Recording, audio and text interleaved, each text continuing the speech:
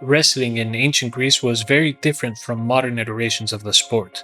The bouts were carried out in a large sandpit called the skama, and a single fall called ptosi was not enough to end a match. The winning conditions were more like a combination between modern wrestling and judo, but with an additional stipulation. With regard to pins, dropping an opponent on their back specifically so that both their shoulders are on the ground, or dropping a foe flat on their stomach would both be counted as a fall. Note that they wouldn't have to hold their opponent down. Rather, similar to ippon in judo, the umpire would judge if the proper conditions were met and the fall alone counted as a pin. Also, unlike wrestling and similar to osaekomi, controlling the opponent on the ground for an extended period of time counted as a pin, no matter the position of the downed opponent. Still, none of these conditions would end the match instantly. A wrestler would have to pin an opponent 3 times to be declared victor, which is why winning in this sport was called triazin, which means scoring 3 times. Separate rule sets, such as Greco-Roman versus freestyle, also did not exist. Attacks to both the upper body and the legs were permitted.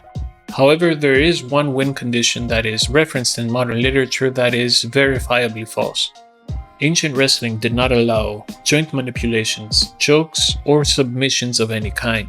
The groundwork in wrestling was called alynthesis, and its function was to cause the opponent to fall on their back, on their stomach, or in a position where one can be controlled, which would all count as a pin. What confirms this notion is the participation of Spartans in the sport.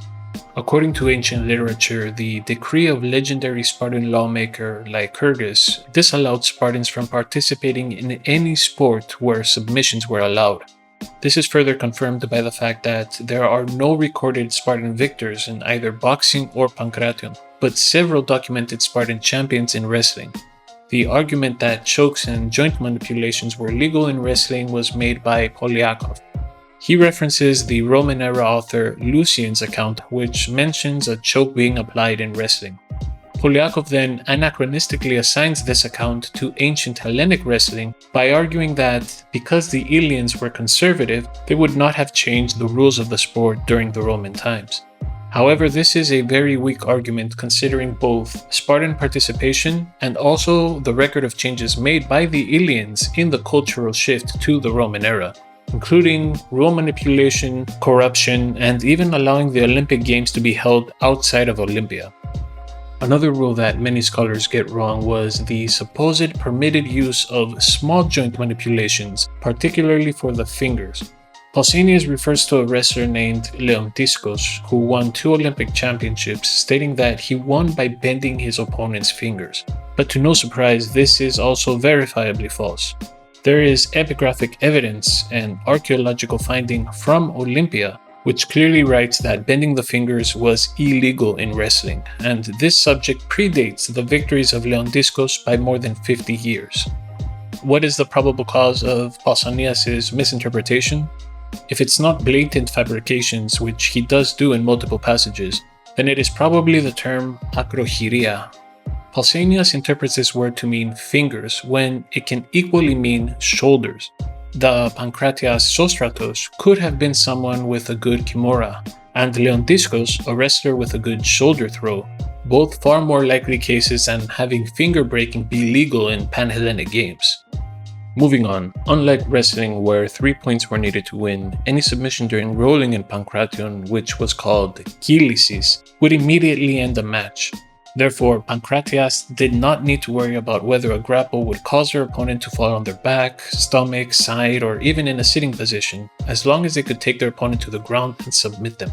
Therefore, there are certain techniques that would work better for Pankration than they would for wrestling.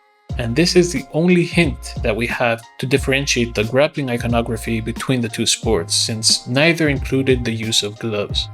Hand wraps were used in Pankration, but depictions that include both hand wraps and grappling are exceedingly rare.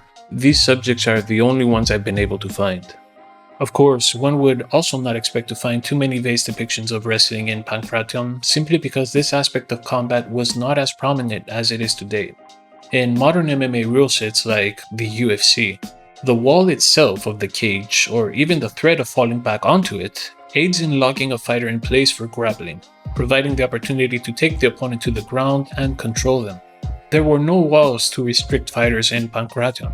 The matches were carried out in massive arenas in the Palestre or the Altis, where hit and run and in and out tactics were optimal. For wrestling heavy fighters to be successful in Pankration, they would have to intercept charging attackers or sacrifice their posture in order to fall together with them. Both tactics attested to have been used during the time in texts of antiquity. When researching different aspects of ancient combat, there are many facets that must be taken into account in terms of methodology. Searching databases for relevant iconography, locating appropriate ancient text, which includes direct mentions, lexicography, and indirect references, then discerning which techniques appear in the imagery by recognizing patterns and creating consistent rules of interpretation, then conducting a statistical analysis of the pottery to note frequency and variation, and tying together textual and iconographical findings through interconnecting their terminological references. This is the same process I used for both of my academic publications on Pankration's hand strikes and kicks, both of which you can read in the International Journal of the History of Sport. But for the record, wrestling and groundwork as subjects have proven to be far more challenging to research due to the massive amount of available data, including hundreds of vase depictions and an immense number of terms to be interpreted, over 120 in number. I figured it would be best to leave this subject for the book I was contracted to write for Routledge, which would of course include all other aspects of Pankration, general history, techniques, tactics, strategy, and even exercise and nutrition. The main obstacle that keeps me from completing this project is funding the authorship process, which I cannot do alone, especially not within the time frame provided until the contract's deadline.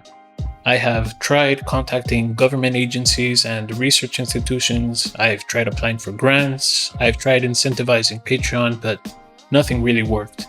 The only way to ensure that I can make this book a reality is by meeting the goal I have set on Ko-Fi, which will cover living expenses during the authorship process, as well as attaining research material, attaining necessary software, and covering other expenses related to writing the manuscript.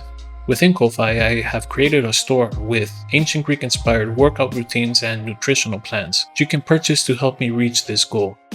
Keep in mind that this is my last-ditch effort to fund this endeavor. If it doesn't work, I will have to leave it for a different time. I appreciate any and all support in advance. Now, what can I show you from the preliminary research I've done on ancient Greek wrestling as it pertains to Pankration? Aggressive grappling, shooting for the opponent rather than trying to intercept them, was called emvoli. Shooting for the legs was common, but so was shooting for the waist.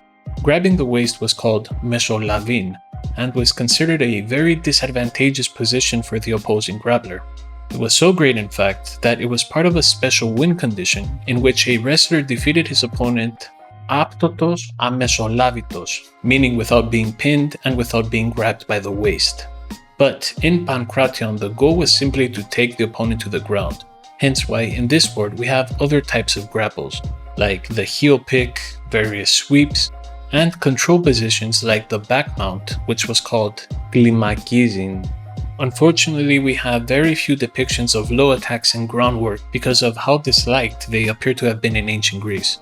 Even when it comes to mythology, Theseus, the Athenian hero, was attributed as being the founder of upper body wrestling, while one of his adversaries, the villain Circean or Kerkion, was the first to use low attacks and groundwork.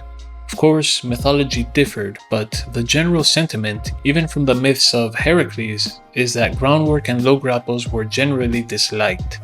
In terms of upper body wrestling maneuvers that were used in both Pankration and wrestling, we have many examples to draw from: hip throws, shoulder throws, fireman carry, suplex, headlocks, slams, and of course, pile drivers. These depictions do not only display aggressive maneuvers, they also display subtle defensive elements. These elements show a keen understanding of wrestling by the painters of that era, which is consistent throughout all the facets of combat sports they depicted. With respect to specific groundwork techniques and terminology, this is still work in progress. Groundwork was an important part of Pankration, not only because it is one of the sport's unique aspects, but also because of the lack of ground and pound, which made this art all the more prominent for wrestling-focused Pankratiasts. This is probably why we have a plethora of groundwork terms, many of which still need to be deciphered and assigned to specific techniques. Of course, I do have a 4-part series of videos on the topic which you can check out in the meantime. If you'd like to see my research materialize, consider supporting the goal or sharing the link with anyone you think would be interested. You can also join my Patreon and Discord server for updates on when I upload or chat with the community. Again, I greatly appreciate your support in advance. Cheers, and I'll catch you in the next video.